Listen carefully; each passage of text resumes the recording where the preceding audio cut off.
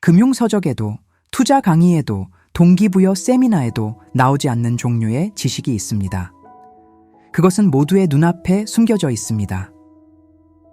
대부분의 사람들이 읽으면서도 그 의미의 무게를 전혀 깨닫지 못하는 오래된 기록들 속의 말입니다. 이제 상상해 보세요. 현대 세계의 가장 거대한 금융 제국들을 형성한 원칙들이 월스트리트에서 탄생한 것이 아니라 수천 년 전 월급 한 번 받아본 적 없이 자신의 시대에 가장 부유한 사람이 된 한 왕에 의해 기록되었다는 사실을 알게 된다면 어떨까요? 만약 제가 당신에게 돈 문제로 어려움을 겪는 이유가 노력 부족도 아니고 기회 부족도 아니며 단지 현재의 금융 시스템이 만들어지기 전부터 존재해온 하나의 열쇠가 없기 때문이라고 말한다면 어떨까요?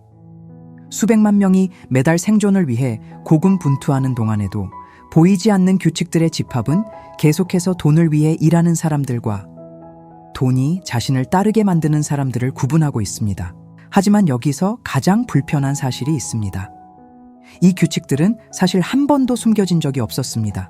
단지 무시되었을 뿐입니다. 그리고 이것을 보기 시작하는 순간 당신의 재정적 삶에서 내렸던 몇몇 결정들은 더 이상 순진한 선택처럼 보이지 않을 것입니다. 사람들이 돈에 대해 이야기할 때 거의 아무도 알아차리지 못하는 한 가지가 있습니다. 그리고 그것은 모든 것을 바꿔놓습니다. 문제는 기회의 부족이 아닙니다. 노력의 부족도 아닙니다. 심지어 지능의 부족도 아닙니다.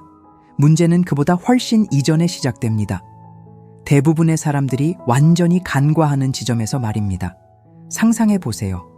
무한한 부와 절대적인 권력, 그리고 여러 나라에 영향을 미칠 수 있는 힘을 가진 한 사람을. 그는 무엇이든 건설할 수 있었고 어떤 부도 축적할 수 있었으며 원하는 어떤 삶도 살 수 있었습니다. 하지만 그는 처음에 금을 구하지 않았습니다. 영토도 군대도 구하지 않았습니다. 그는 겉보기에는 작아 보이지만 한 사람의 운명을 완전히 바꾸는 것을 구했습니다. 바로 지혜였습니다. 그리고 바로 여기서 대부분의 사람들이 자신도 모르게 실패합니다. 그들은 결과를 원하지만 그 결과를 만들어내는 시스템은 무시합니다. 돈을 원하지만 그것을 지탱하는 방식을 경시합니다. 더 불안한 사실은 방향 없는 분은 자유가 아니라는 것입니다. 그것은 축적된 위험일 뿐입니다. 단지 폭발이 미뤄진 상태일 뿐입니다. 역사는 이를 반복해서 보여줍니다. 많은 것을 얻었다가 모든 것을 잃은 사람들의 이야기 속에서 말입니다. 그것은 불운 때문이 아니라 기반의 부재 때문이었습니다. 반면 오래된 원칙들은 계속해서 같은 진실을 가리킵니다. 마음이 돈보다 먼저이고 방향이 확장보다 먼저라는 사실입니다. 그리고 이 순서가 뒤바뀌는 순간 아직 눈에 보이지 않더라도 붕괴는 이미 시작된 것입니다. 하지만 이 모든 것 속에는 더 깊이 숨겨진 무언가가 있습니다. 그리고 거의 아무도 그것을 보려 하지 않습니다. 돈이 스스로 삶을 파괴하는 경우는 드뭅니다. 삶을 무너뜨리는 것은 돈이 태어나는 곳, 바로 마음입니다. 거의 모든 사람의 내면에서는 조용한 전쟁이 벌어지고 있습니다. 그리고 그것은 은행 거래 내역서에도 나타나지 않고 신용카드 빚에도 보이지 않습니다. 그것은 매일 반복되는 생각 속에서 드러납니다. 나는 절대 여기서 벗어나지 못할 거야. 돈은 내 것이 아니야. 돈이 많은 사람은 결국 영혼을 잃어. 한 달만 더 버티면 돼. 이런 말들은 무해해 보일 수 있습니다. 하지만 그것들은 보이지 않는 운영체제처럼 작동합니다. 그리고 끊임없이 실행되며 선택과 한계, 반응을 결정합니다. 바로 여기서 로마서 12장 2절은 현실을 깨우는 충격으로 다가옵니다. 변화는 바깥에서 시작되지 않습니다. 마음이 같은 자동화된 패턴을 따르기를 멈출 때 시작됩니다. 진정한 재정적 변화는 현실을 해석하는 방식의 변화 없이는 존재하지 않기 때문입니다. 이 갈등 속에는 두 가지 사고방식이 공존합니다. 하나는 끊임없이 경계 상태로 살아갑니다. 돈을 마치 적처럼 대합니다. 위험을 피하지만 성장도 피합니다. 전략이 아니라 두려움 때문에 절약합니다. 그리고 마음 깊은 곳에서는 결핍이 영원하다고 믿습니다. 반면 다른 사고방식은 자원을 책임으로 바라봅니다. 어려움을 부정하지 않지만 그것으로 자신을 정의하지도 않습니다. 왜 부족할까를 묻는 대신 지금 있는 것을 어떻게 더 잘 관리할 수 있을까를 묻기 시작합니다. 흥미로운 점은 재정적 결과가 단지 노력만을 따르지 않는다는 것입니다.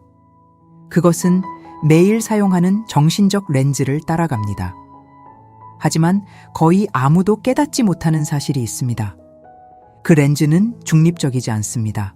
그것은 오랜 시간에 걸쳐 만들어졌고 당신도 모르는 사이에 당신에게 불리하게 작동하고 있을 수 있습니다. 그리고 이 사실을 깨닫는 순간 돈이 당신의 삶에서 움직이는 방식도 바뀌기 시작합니다. 항상 돈을 쫓아다니는 사람과 돈이 자연스럽게 머무는 것처럼 보이는 사람을 구분하는 조용한 패턴이 있습니다. 그리고 그 패턴은 얼마나 버느냐에서 시작되지 않습니다. 돈을 쓰기 전에 무엇을 하느냐에서 시작됩니다. 대부분의 사람들은 돈을 마치 풀려난 사슬처럼 다룹니다. 돈은 들어오고 나가고 사라집니다. 그리고 정확히 어디에서 사라졌는지 아무도 추적하지 못합니다. 하지만 여기에는 불편한 진실이 있습니다. 질서 없는 돈은 자유가 아니라 움직임의 환상입니다. 잠언에는 우선순위에 대한 반복적인 개념이 등장합니다. 가장 먼저 와야 할 것을 올바른 자리에 두라는 것입니다. 그리고 이것은 단지 영적인 원리가 아니라 구조적인 원리이기도 합니다. 모든 것이 긴급한 일로 취급될 때 실제로는 아무것도 건설되지 않습니다. 기초 없는 집을 생각해 보세요. 벽을 칠하고 가구를 바꾸고 방을 늘릴 수는 있습니다. 하지만 어느 순간 모든 것이 무너지기 시작합니다. 재정도 정확히 같은 방식으로 작동합니다. 명확한 질서가 존재하지 않을 때, 지출이 방향보다 앞서고 욕망이 구조보다 앞설 때 전체 시스템은 서서히 붕괴하기 시작합니다. 그리고 가장 위험한 점은 이것이 처음에는 붕괴처럼 보이지 않는다는 것입니다. 그저 평범한 삶처럼 보일 뿐입니다.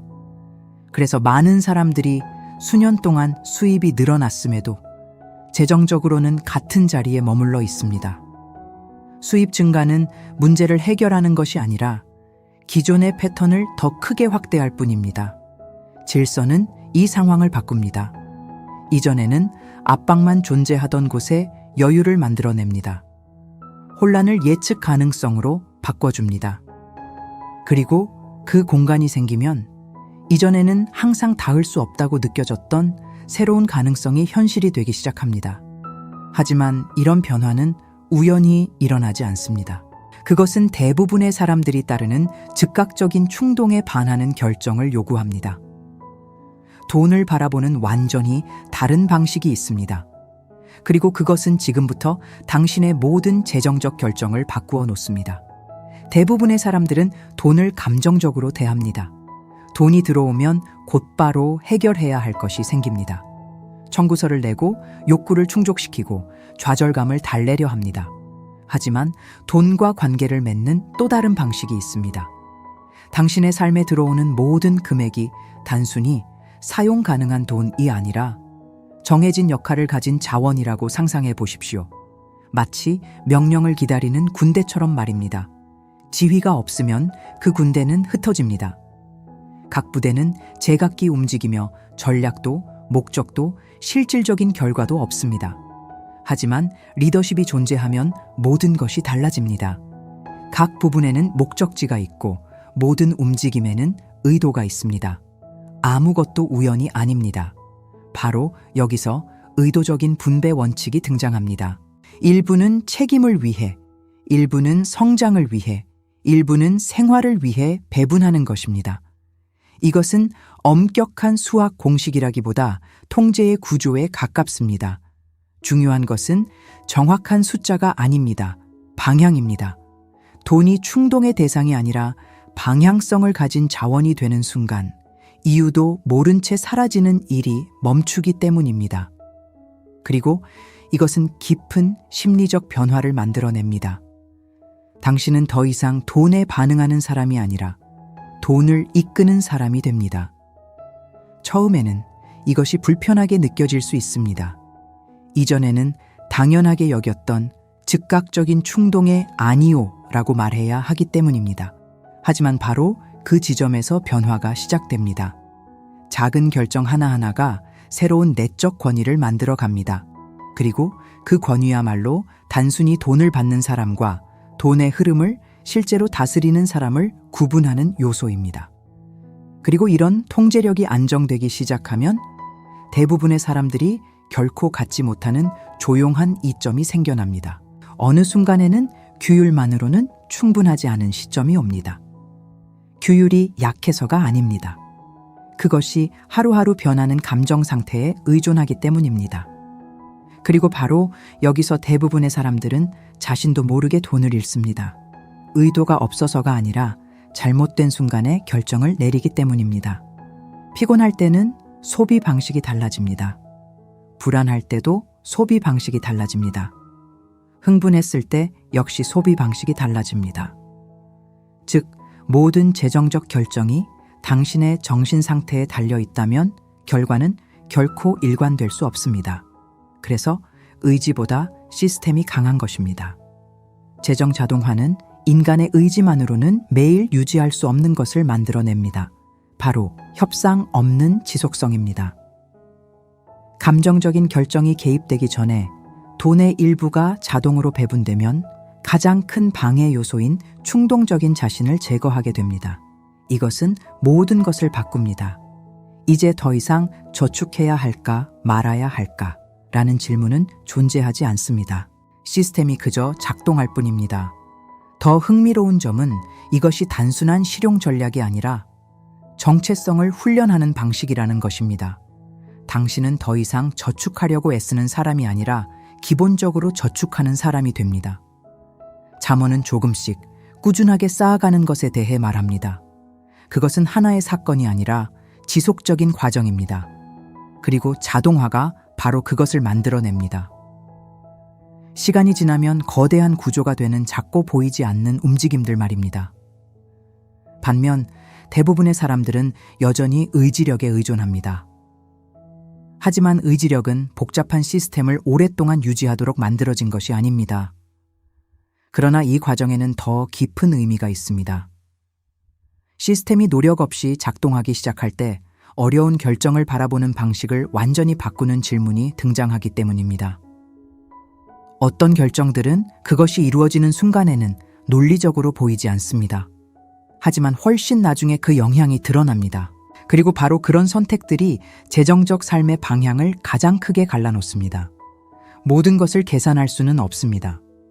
모든 것을 예측할 수도 없습니다. 그리고 안전해 보이는 모든 것이 실제로 당신을 보호하는 것도 아닙니다.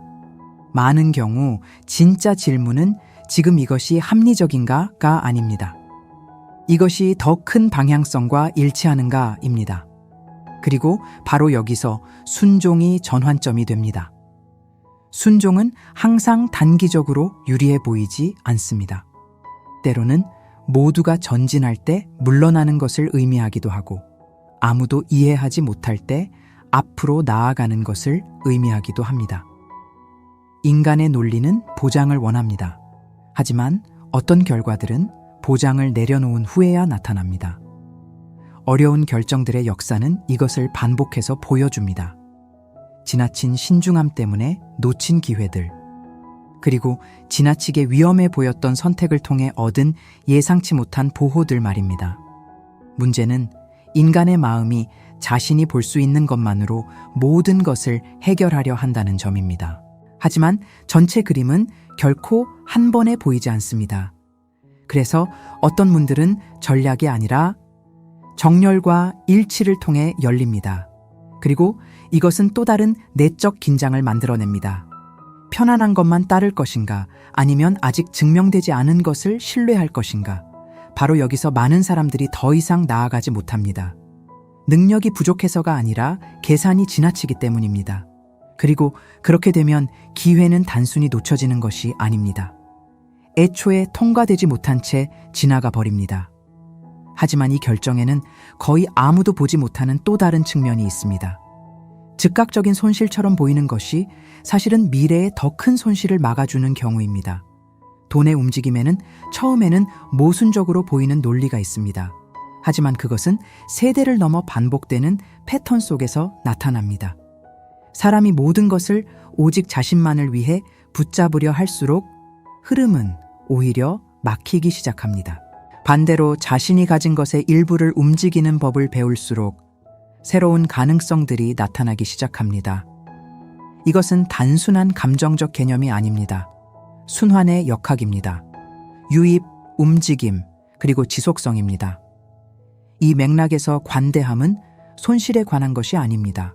순환에 관한 것입니다. 순환하지 않는 것은 성장하지 않기 때문입니다. 그저 정체된 상태로 쌓일 뿐입니다. 많은 지혜의 전통에서는 씨를 뿌리는 것이 사라지는 것이 아니라 돌아오기 전에 형태와 방향만 바뀌는 것이라고 말합니다. 하지만 여기서 중요한 것은 행위 자체가 아닙니다. 그것을 행하는 사람의 내적 상태입니다. 부족할까 두려워서 행동하면 확장은 막힙니다. 신뢰와 목적에서 비롯된 행동은 전혀 다른 반응을 주변에 일으킵니다. 그래서 같은 행동을 해도 전혀 다른 결과를 경험하는 두 사람이 존재합니다. 한 사람은 잃고 있다고 생각하며 행동합니다. 다른 사람은 순환에 참여하고 있다고 생각하며 행동합니다. 그리고 그 차이가 모든 것을 바꿉니다. 돈은 외적인 움직임에만 반응하지 않습니다. 그 움직임을 동반하는 내적 패턴에도 반응합니다. 어느 순간 이것은 단순한 실천을 넘어 세계관이 됩니다.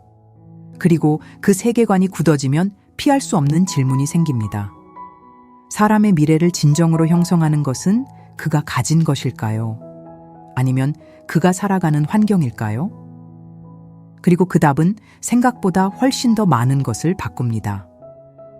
재정적인 문제로 거의 다뤄지지 않지만 어떤 기술이나 전략보다 더 많은 결과를 결정하는 요소가 있습니다. 바로 당신 주변의 인간 환경입니다. 왜냐하면 사람은 단지 다른 사람들과 함께 살아가는 것이 아니라 그들의 패턴을 흡수하기 때문입니다. 그리고 그 패턴들은 제한적일지라도 점점 자연스럽게 느껴지기 시작합니다. 어떤 대화는 결핍을 정상으로 만듭니다. 어떤 대화는 성장을 정상으로 만듭니다. 어떤 대화는 두려움을 강화하고 어떤 대화는 책임감을 강화합니다. 가장 위험한 점은 이것이 노골적으로 일어나지 않는다는 것입니다. 영향력은 명령으로 다가오지 않습니다. 반복으로 다가옵니다. 처음에는 단지 의견을 듣고 있다고 생각합니다. 하지만 시간이 지나면 그것은 현실을 해석하는 렌즈가 됩니다. 그래서 같은 잠재력을 가진 두 사람이 어느 순간부터 완전히 다른 길을 걷게 되는 것입니다. 그리고 대부분은 정확히 언제 그렇게 되었는지조차 알지 못합니다. 환경은 큰 결정만 바꾸는 것이 아닙니다. 작은 내적 허용도 바꿉니다. 무엇을 가능하다고 생각하는지, 무엇을 당연하게 여기는지, 무엇을 과하다고 여기는지를 말입니다. 그리고 그런 허용이 바뀌면 재정적 행동도 함께 바뀝니다. 어떤 관계는 당신을 끊임없는 생존 모드로 끌어당깁니다. 다른 관계는 장기적 비전으로 밀어 올립니다. 그리고 그것들이 효과를 발휘하기 위해 반드시 노골적일 필요는 없습니다. 그저 함께하는 것만으로도 충분합니다. 그저 반복되는 것만으로도 충분합니다. 그래서 재정적 성장은 거의 항상 새로운 환경, 새로운 기준, 새로운 사고 수준과 연결되어 있습니다. 그리고 이런 변화가 시작되면 더 깊은 깨달음이 활성화됩니다. 같은 자리에 머무르는 것이 더 이상 중립적인 상태가 아니라 적극적인 선택이라는 사실입니다. 그리고 이것은 결국 마지막 성찰로 이어집니다. 지금까지 쌓아온 모든 것을 하나의 분명한 방향으로 재정렬해야 하는 순간으로 말입니다. 그 방향은 단지 돈에 관한 것이 아니라 삶의 목적에 관한 것입니다. 결국 돈은 숫자를 훨씬 넘어서는 무언가를 드러냅니다. 바로 방향입니다. 두 사람이 같은 금액을 벌더라도 삶에서는 완전히 다른 곳에 도달할 수 있습니다. 차이는 단지 얼마나 들어오느냐에 있지 않습니다. 왜 그것이 들어오는지, 그리고 그 이후 무엇을 만들어내는지에 있습니다. 목적이 없으면 돈은 단지 움직임일 뿐입니다. 쓰이고 순환하고 사라지고 다시 같은 순환이 반복됩니다. 하지만 방향이 존재하면 모든 재정적 결정은 단순한 가치가 아니라 의미를 갖기 시작합니다. 많은 사람들이 바로 여기서 길을 잃습니다. 목적 없는 확장이 성공으로 위장된 공허함을 만든다는 사실을 깨닫지 못한 채 더 많은 것을 추구하기 때문입니다. 그리고 그 공허함은 즉시 나타나지 않습니다. 모든 것을 이룬 뒤에도 아무것도 충분하지 않다고 느껴질 때 나탁길입니다. 그래서 이 여정의 마지막 목표는 절대적인 통제도 끝없는 축적도 아닙니다. 사용에 대한 의식입니다. 돈은 목적 그 자체가 아니라 다시 하나의 도구가 됩니다. 축적보다 더 큰 무언가를 섬기는 수단이 되는 것입니다.